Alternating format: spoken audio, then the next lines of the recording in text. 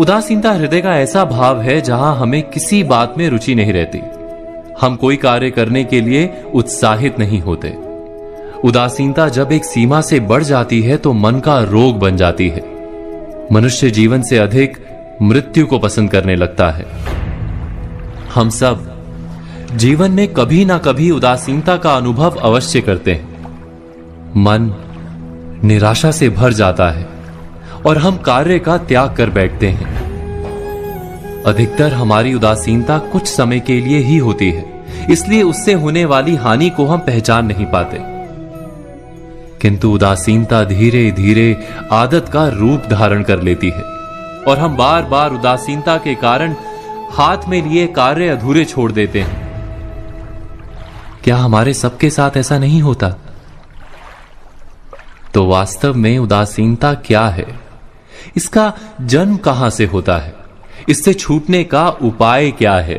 उदासीनता वास्तव में मन की ऐसी स्थिति का नाम है जब हमें अपनी तकलीफों, अपनी कठिनाइयों का कारण बाहर दिखाई देता है। हम कहते हैं कि समाज बुरा है, नौकर या स्वामी गलत है, पति या पत्नी का बर्ताव अनुचित है, जीवन की परिस्थितियां प्रतिकूल है, वक्त हमारा साथ नहीं दे रहा, वगैरह वगैरह।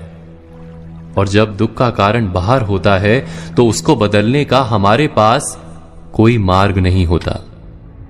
क्या ये सत्य नहीं? हम समय को किस प्रकार बदल सकते हैं? परिस्थितियों में कैसे परिवर्तन ला सकते हैं हम? अर्थात हम स्वयं को निस्सहाय मानने लगते हैं और वहीं से उदासीनता का जन्म होता है। क्या ये सत्य नहीं? प्रश्न ये है कि क्या हमारी सारी विपदाओं का कारण बाहर है या स्वयं हमारे भीतर है? हमारे बुरे हालात क्या दूसरों के कारण है? क्या हमारा परिवार हमारा शत्रु है? क्या समाज दुश्मन है? या हमारी परिस्थितियां हम स्वयं निर्मित करते हैं? विचार कीजिए। पतझड़ में पत्ते गिरा देने वाली ठंड क्या वृक्ष के साथ दुश्मनी कर रही है? नहीं, ऋतु चक्र तो अपना कार्य करता है।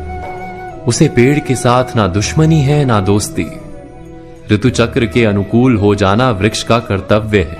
ठीक वैसे ही समाज कभी किसी व्यक्ति का ना मित्र होता है ना शत्रु। समाज को जिससे लाभ मिलता है समाज उसका मित्र बन जाता है। अर्थात समाज प्रतिकूल तब बनता है जब हम समाज के प्रतिकूल बनते हैं। वैसा ही व्यक्तियों के बीच में भी होता है।